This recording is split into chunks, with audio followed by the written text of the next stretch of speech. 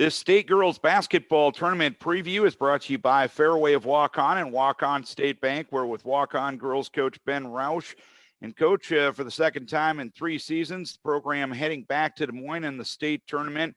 What has made this particular group a successful one on the court? I would say the biggest success they have is that they're selfless kids. They want to play for each other. There's nobody worried about their stat line. And ultimately, at the end of the day, they're all just working to get the win.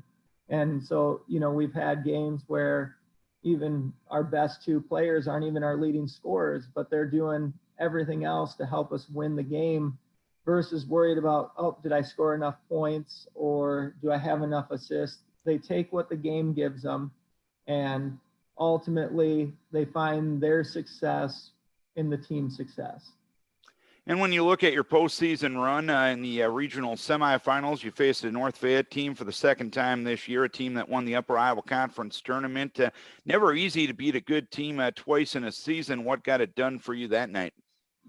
Well, that night, I think just playing with a lot of heart, physicality helped. And ultimately, it was a very emotional game. You know, lining up against fellow senior Reagan Griffith, who's played with us for 3 years. And then, you know, and then it came down to the will to not want to lose. And we pride ourselves on every 50-50 ball. So if it's a loose ball, we're going to be making an effort to dive for it. And I think that's what led us to that kind of resurgence late in the third quarter to kind of push the lead. You know, we had led by about 6 for most of the game, and we went in at half after having a couple little mental letdowns up 2. And then we came out in the third quarter, we pushed it to 6 and we held it there. And then all of a sudden we said, okay, it's time to, you know, turn up the defense. And then Margaret Wacker came alive and had a 23-point second half, mostly on just attitude and effort.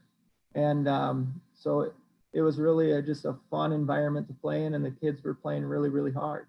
And then you went to the regional final down in Waverly against Osage. From a ranking standpoint, you guys were underdogs against Osage, but seemingly you got off to a great start in that game and really never let up. Is that a fair way to put it?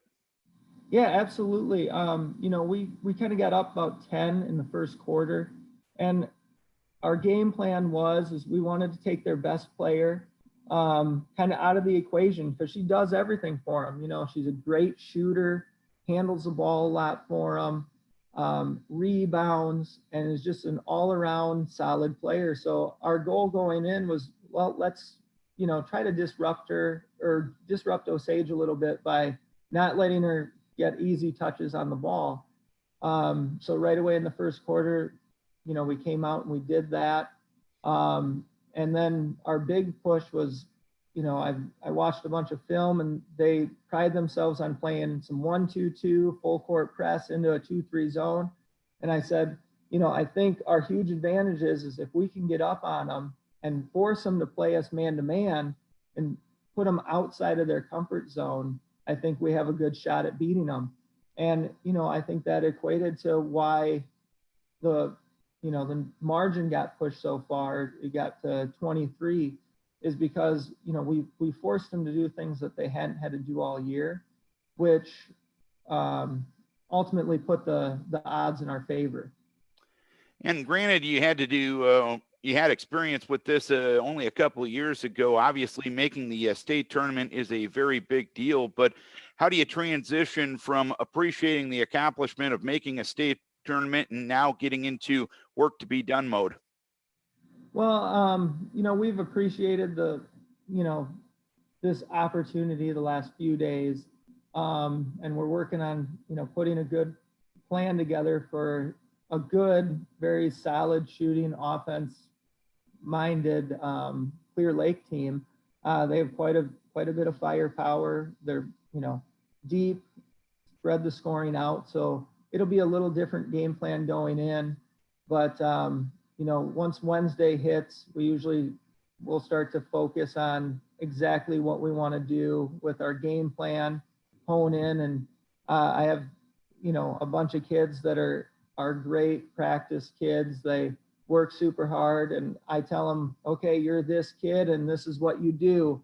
And then we try to figure out how we're going to guard it. And ultimately we set up our team defense based on, what we think that, that offense is going to do. And I think we have, senior led, Margaret Wacker and Annika Headington. We're on that 2019 team, so they know what it takes to refocus, to get down there and to actually win a game down there. So with that being said, I'm looking to them for the leadership here the next few days as we kind of start to plan and prep for Clear Lake.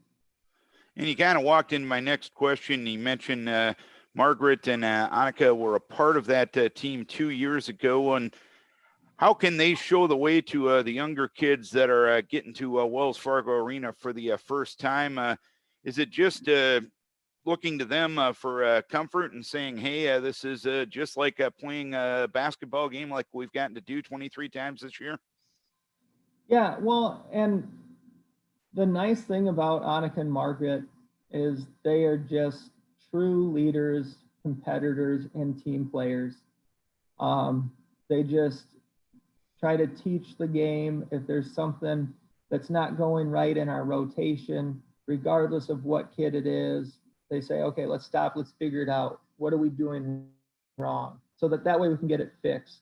And that's what's led to that success, is building on, and teaching the younger kids, where to be, what is a good shot? What are we comfortable with as far as our culture and team strategy? And that's kind of what's gotten us here, is just their will to, make everybody around them better. And that's hopefully what they can instill in those young kids, so that we can keep this culture moving forward. So. And when you look at your overall season schedule, the first Monday night in January, you had that tremendous, I believe, triple overtime game against Turkey Valley, who's playing in a regional final this week. That one didn't go your way, but you won 14 of your next 15 games. What do you learn from maybe a game like that to make yourselves better? Yeah, that was a nice little stretch in there where we actually lost back-to-back nights. We played a tough Waverly team on Tuesday. It was realistically a 3-point game until we started fouling at the end, and then I think it ended up being 7.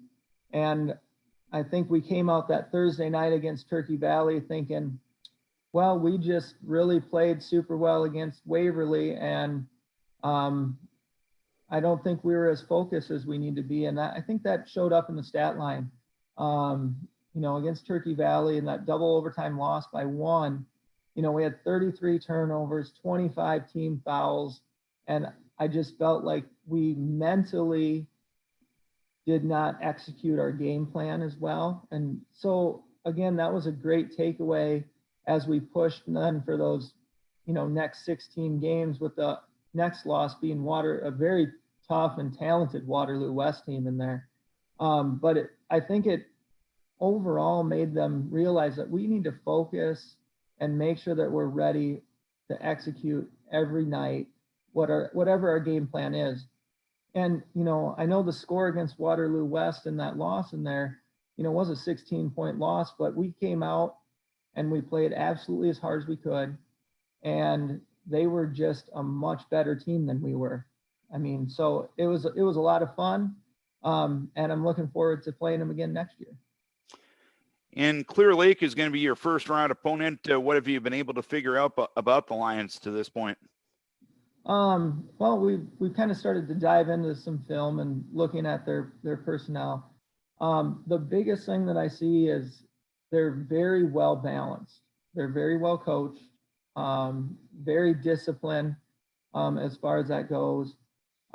Their defense will rival that of Waverly, in which they play some zone, but I think they pride themselves on playing a lot of aggressive man-to-man defense, much like ourselves. So it should be hopefully a nice up and down, exciting basketball game to watch.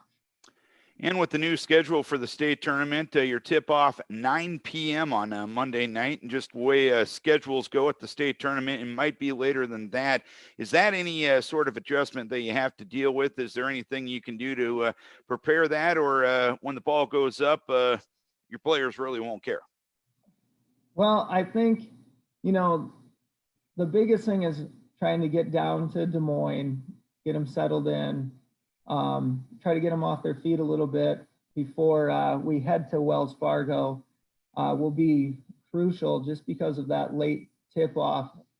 A couple of kids were kind of saying, well, Mr. Rausch, that's not very far from my bedtime. And I typically lay down with my kids at 9:30. So I said, we're going to have to do whatever it takes to be ready to play. And the nice thing is both of us are in that situation. It's not just, Waukon playing at 9 o'clock. It's Waukon and Clear Lake. And nobody plans for a 9 o'clock tip off, obviously, during the regular season. I'm just hoping that everything will run on time so we can throw the ball up at 9 and not any later. But I think going into it, we'll kind of reevaluate where kids are at and try to make sure they get plenty of sleep the night before. And then hopefully it's not a very stressful trip down to Des Moines. All right, Coach, it's been a great season to this point, and you got a chance to make it even better next week. We wish you best of luck as you tip it off late night Monday night against Clear Lake. Sounds good. Thank you. Ben Rausch, head coach of the Waukon girls, brought to you by Fareway of Waukon and Waukon State Bank.